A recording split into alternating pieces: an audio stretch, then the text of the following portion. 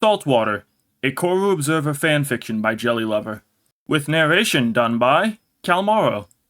The malfunctioning walls of the embassy do little to stop the muffled noises of combat in the room beyond.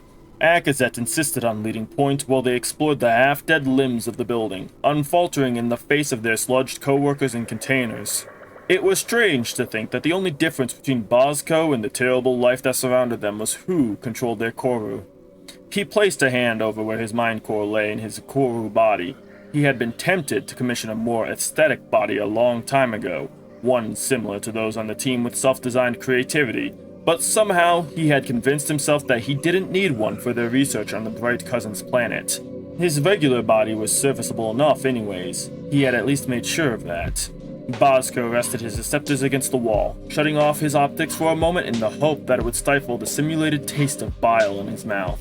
It shouldn't have been possible after his death, after he cast off his larval form, but apparently remnants of his old self had still managed to hold tightly to the edges of his mind core. He heard a cry of pain through the wall and flinched, remembering the feeling of Sekri crawling inside of open wounds and of the desperation of having to leave parts of himself behind. It sounded like Kavik, and Bosco could only hope that Sekri hadn't found a way to touch Corru as well. Bosco. It was Tozik, his receptors at alert and his dark, flat eyes fixed upon the wall that Bosco lay against. It was unusual for Tozik to be the one to initiate conversation, and Bosco could feel the curl of confusion in his receptors at his address. Tozik continued before he could answer. "You could just turn off your oral reception." "What?" Tozik blinked. "If the noise is bothering you." His voice was toneless, but not cold. "You do not have to listen." "It would be better to stay on alert." "There are many of us in this room." "Yes, but..." Bosco hesitated, trying to pick his words correctly. "You do not have my experience in this." Sekri infections were slow, and his whole family had succumbed to it while Bosco could only watch.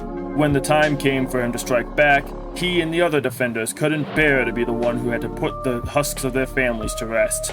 Logically, the only thing to do was to divide up the work so that none of the defenders had to destroy their own kin.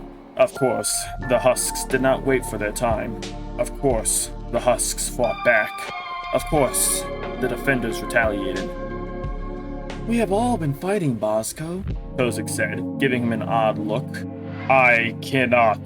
Bosco looked away. He was sure his receptors were twisted in fear or disgust or anger. He clutched at his arm, and then his face, willing Tozik to look away for even a moment so he could fix himself. Bosco took in a superficial breath and held it in his Corru for a moment.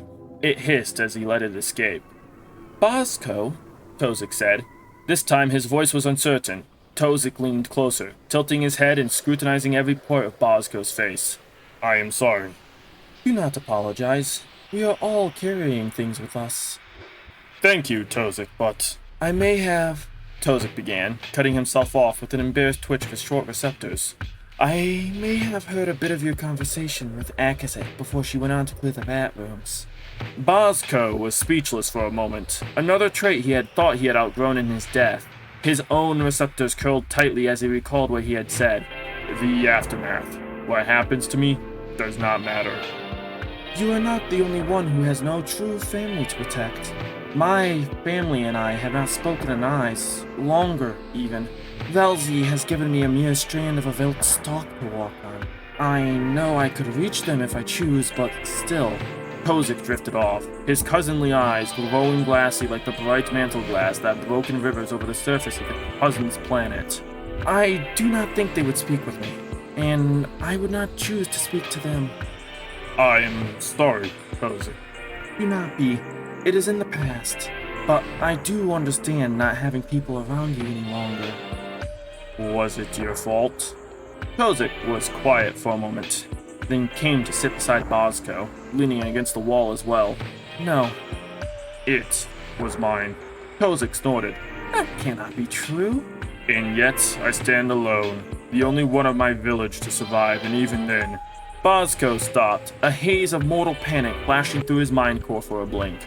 A ripple flew through his Corru, stopped by Tozik's talon. "That was my first death, and now I must revisit it in this moment.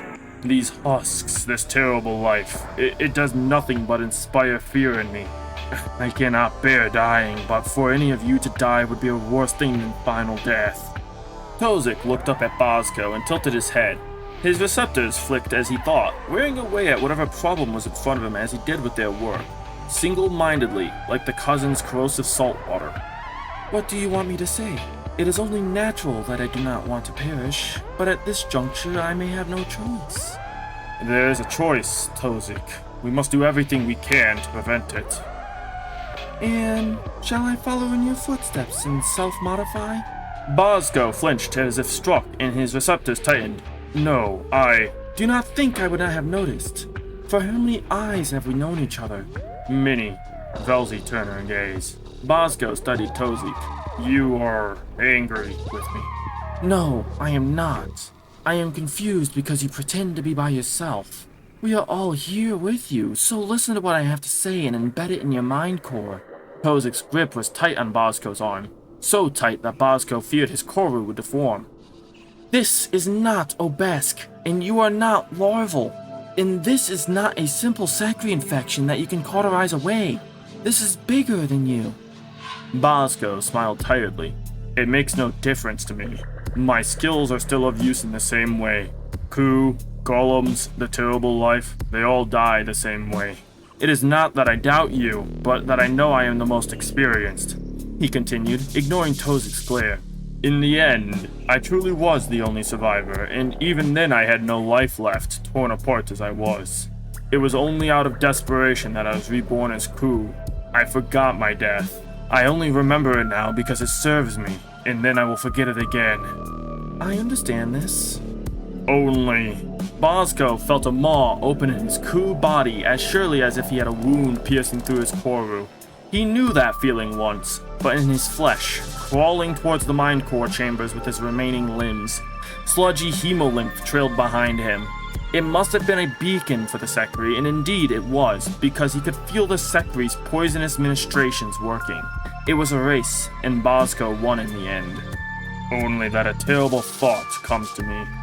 More terrible than our impending deaths? Bosco snorted. Yes. It occurs to me that I would not have had to relive this violence if I had simply not chosen to ascend. Tozik looked at him sharply. Do not say you should have died there. What would we do without you? I understand it is selfish. I know my combat skills. I do not care about your combat skills. Then what? Our team would not be complete without you, Tozik said. His receptors flicked, annoyed at himself.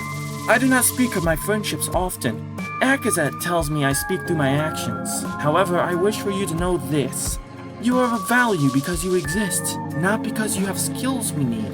I am glad you survived for that fact alone. Now, let us endure this terrible ordeal together. I expect to continue our work together after it is done. Bosco was silent. While he and Akazet were the only ones with true combat experience, Tozik and the others were adapting as rapidly as Sphere to a Corru cyst. Between their expertise and those of any survivors they may pick up along the way, there was no reason to believe they could not succeed. Yes, there was danger, and yes, Bosco could feel the phantom acid of Sekri in his larval legs, but there was a chance. Bosco smiled at Tozik and nodded. After all, it is our only outcome.